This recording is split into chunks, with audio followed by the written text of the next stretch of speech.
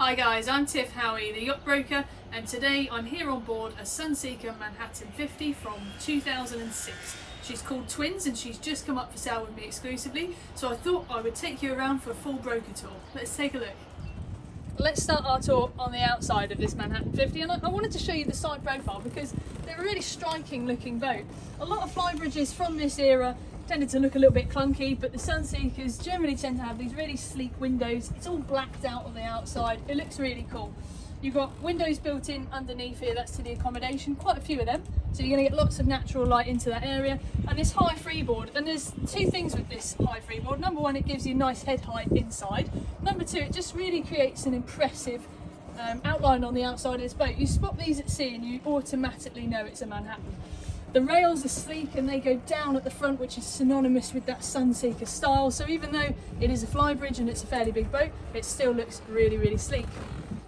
The other thing with the Sunseekers, particularly in this era, is the fixtures are really built properly. So you'll find that things, even like the grates into drainage and the navigation lights, are stainless steel rather than plastic. So number one, they look better. Number two, they last longer. And let's have a look then onto the platform. So if we step across here, there's a nice little cut in that makes it easy to step onto, teak floored, and then this is a fixed platform. So the idea is if you have a tender, you'd sit it on chocks here at the back. And then with this telescopic passerelle built in, that means that you can lift and lower the tender with that. So it still makes launch and recovery really, really easy. Over there on the starboard side, we've got a large rope locker built into the floor. And then just under my feet here, we've got a transom ladder built into the floor there. So that's hidden away and easy to access when you need it. There's also then a large locker on this side, which is great for ropes, washing equipment, all of your sort of auxiliary outside bits. And then just on this side, either side actually, port and starboard, you've got these stainless steel handrails built in. This means that when you're jumping either from the side or on the back, you've got something to grab onto immediately on this boat. It feels very safe and secure. I've just stepped up into the lower cockpit area, and this is a really social place to sit and to dine. You can fit 6 to 8 people really comfortably. There is a table and extra chairs added onto this one as well for al fresco dining. And because you've got this overhang from the Flybridge, it also creates a shaded area.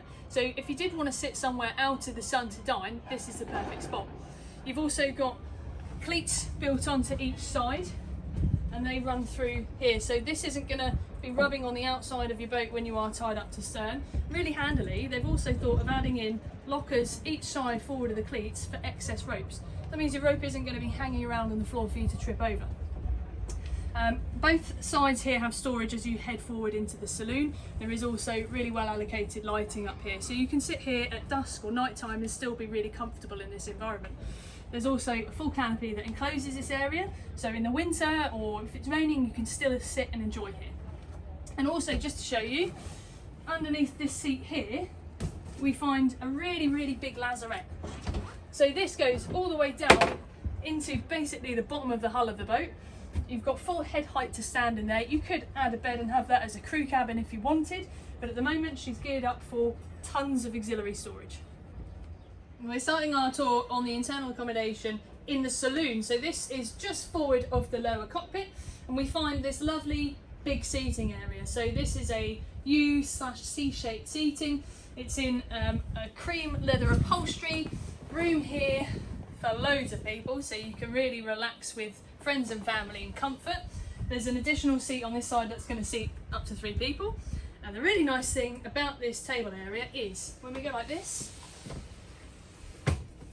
the table folds out for full dining. And then when you aren't dining, you can just close it up and pop it back in to sit like that, which works as a drinks table. You'll notice that she is in the satin cherry interior. This is quite a synonymous Sunseeker timber choice from this era. But you'll also notice that she's had quite a big upgrade recently this year with these white features added as well, and that's really modernised this boat. It's brought it into the modern era. We've got this lovely wooden floor as we head up, and then we've got the TV AV unit just here. This is really well located to face the sofa without being intrusive, so you've still got full eye line to the TV. Over on the starboard side here, we've got the bar area. So on this right hand side you have all of your cup holders built in, and then room in there for your drinks bottles and bits like that, as well as this nice functional worktop. And then we move just forward of there and we find the first of the helm positions. So this being a Flybridge, that means that there are 2 helms. And the really nice thing that I've always liked about the 50s is, even though you're on the lower helm, your visibility is still really good. So you do get 2 properly functioning helm positions. You've got all of the bells and whistles here you're going to need for manoeuvring your boat at sea. You've got your ray marine, chart plotter, your depth finder, speed gauge, autopilot, really handily. She also has a yacht controller. Yacht controllers, especially for conventional shaft drive boats, are really good for manoeuvring when you're coming into the marina. So you can use these buttons essentially to control your bow and your stern thruster, as well as your throttles. So it means that you can stand anywhere on the boat that you've got better visibility. You don't have to be tied to a steering wheel. You've also got, as we mentioned briefly, bow and stern thruster. Adding the stern thruster as well makes manoeuvrability really, really easy on this boat. As we speak, she's circa 700 hours, just over 700, so light use, always regularly looked after. You've got other controls here for, you know, your bilge pumps, your blowers for warming up the windscreens there, controls for anchor, as well as another control for the anchor out on the actual deck. Here is a button that opens up this side window. That's quite handy because, well, number one, it just adds a bit of ventilation if you wanted some natural air flowing through the boat. Number two, if somebody is on your side deck doing your ropes and your fenders, means you can easily speak to them. On the left hand side of the helm position, we find some stairs that lead us down into the galley. So this is one of the most popular models that Sunseeker's ever built. I'm constantly asked by people to look for Manhattan 50s, and one of the reasons for that is this galley area. So this predates the time when the galleys were moved to the aft of the Flybridges and they were put down into this section. But what they do is they give you a really big galley. So you've got loads of storage built in, you've got another really large locker there. Some people do choose to retrofit dishwashers in that area. You've also got controls for your aircon, really handily fitted there. All of your features, like your bin, is built into the worktop. You've got a 3-burner electric hob, a large combination microwave oven there, more storage built into here, a sink there with drainage built into the worktop. The worktop is this lovely contemporary black colour with these flecks in there as well, so it does look really modern and neat. And you've also got a full-size fridge and freezer. So fridge on the top, freezer on the bottom. So that means for an extended stay on the boat, you can basically just put everything in this whole area you're ever going to need. You can spend weeks and weeks on this boat and be very comfortable. You can also see that the upgrades that have been upstairs, they added that light finish to the counters, have also been added here. And really nicely, they've not gone for full white top and bottom, they've actually gone for a grey on the bottom to break it up a little bit. So that does look really, really sleek. We're moving forward of the galley, and I just want to point out one thing before we head there. So just above us, in this sort of galley area, heading forward towards the forward cabin, you find the windscreen.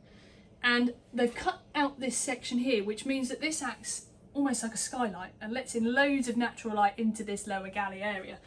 But let's move forward. So for both cabins, there are en-suites for the master and the forward. This one at the front here is a day head / ensuite, so it's got Jack and Jill door system. So I've walked in the door here that's designed for day head, and we've got a sink, we've got storage built in that mirror fronted locker, another mirror there, this circular shower stall, which means that when that's enclosed it keeps the rest of your compartment dry, and a WC built in just there as well. And then we move forward from there and we find the first of the 3 cabins. So this is your VIP guest cabin. This is an island double bed. Again, the upgrades for the timber have been added in here. So the doors have been painted. These lockers around the top have been painted as well. You've got 4 lockers each side. So that's 8 lockers total for storage, as well as 2 large drawers underneath the bed, and then a large mirror fronted hanging locker just there. There is full air conditioning to this boat, and there is a control for this cabin as well. So you can have different climates in different zones. You can have it, for instance, heated in here and cooled in other sections. Or you can have it off in here and on in the other cabin. You don't have to have it on as a whole in the boat. There's also then a Sharp TV built onto the bulkhead here at the front, and full access to walk around your bed, as well as reading lights built in with handy switches on each side of the bed for them. So another reason why this Manhattan 50 is such a popular model is it gives you the option for 3 cabins, and it doesn't compromise space anywhere else. So everything else is still intact and lovely and spacious, but you then get this 3rd cabin as well. So this is a bunk cabin. The bottom bunk is slightly larger. It's an oversized bed, and then the top bunk is standard. There's also a porthole built into there, so you still get lovely natural light in this area, and it does open, so you can have fresh air flowing through here. There's a sharp TV built onto this wall here, so you can still view that from the beds, and reading lights built in each side of the headrests. Here we've got storage in form of a locker and 3 drawers, and then a large hanging locker with a mirror on the front built in there. All 3 cabins have decent hanging locker storage, and that's a really important thing when you are looking at spending longer on a boat. It's one of the things that people don't realise they necessarily need until they need it. And then we're going to walk forward to the master. Just before we head down there, I'm just going to show you in this hallway 3 lockers. So this is a really large locker. Some people do choose to fit washing machines and bits like that in there. This one is an empty locker, but it's great for storing things like hoovers and bits like that. And then just here we've got access to all your electric controls. And then moving forward to probably one of the most featured items on these boats. So this is one of the first, if not the first boat that really featured a full beam aft master cabin. And you can see why they did it. It just gives you this massive space. This is like the bedroom in your home. It's got full walk around access on each side of the bed. You've got plugs on each side of the bed as well, so plugging in your phones and bits like that is easy. And then also on this side here, you've got this large drawer unit and a vanity section built in. So it's not a lot of boats you get one or the other, drawers or vanity. They've managed to fit both aspects into there, as well as a large double mirror fronted hanging locker there, and storage under the bed in terms of these drawers. There's also a sharp TV built onto the bulkhead just in front. And as we mentioned, it's 2 bathrooms for this boat, so it stands to reason that this cabin is going to have an ensuite. This is its full own private ensuite, so it's a similar setup to the other one. You've got this circular shower stall which keeps the rest of your area dry. You've got a WC, a sink, and then storage built in behind these mirrors. So I just want to show you the access to the engine room now, because I do get asked quite a lot how easy the access is. So we find the engine bay access here in the floor of the lower cockpit. So you lift up this hatch here, it's hydraulic, so even though it's a heavy hatch, it takes the weight out of it. And then you've got a ladder built into there, and really handily, the stainless steel support there is easy to grab onto. So you hold on to that as you're heading down, and then you find yourself in this sort of first section. So this is me stood up here, but then when you step down into the main engine room, this is almost full head height. You only have to crouch ever so slightly to get full access. Either side we've got our engines. These are MAN 800s, they're 800 horsepower, and they are straight shaft systems, which is, it's a popular system. They're very easy to run. You can always find somebody to service these particular engines. And then everything else is easy to access. So you've got your battery charger and inverter there at the front, fuel tanks each side, weed strainers just behind here, and then at the back there you've got the large generator. So for servicing and engine checks, everything's really easy to get to. So to the port side of the cockpit we find the access up to the Flybridge, and this is in really quite proper stairs. It's not a ladder that you have to climb up, it's a proper staircase. And handily, as you're coming up, you've also got these built-in rails. So you've got a built-in stainless rail there and here. So you've got something to grab onto the whole way up. And then we find ourselves in the main Flybridge. And at the stern here, you've got this massive seating area. This is great for al fresco dining. You can also see built in there the stainless supports. This is for a full bimini. The cover is included with this. So this bimini opens up and it creates a full shaded area. It's easy to put up and down. So if you want full sunshine, you've got that option, but at the same time, if you want shaded, you've also got that option. At the back, we've got the radar arch. That's got the radar in the centre and the 2 domes either side, and then a wet bar over on this port side.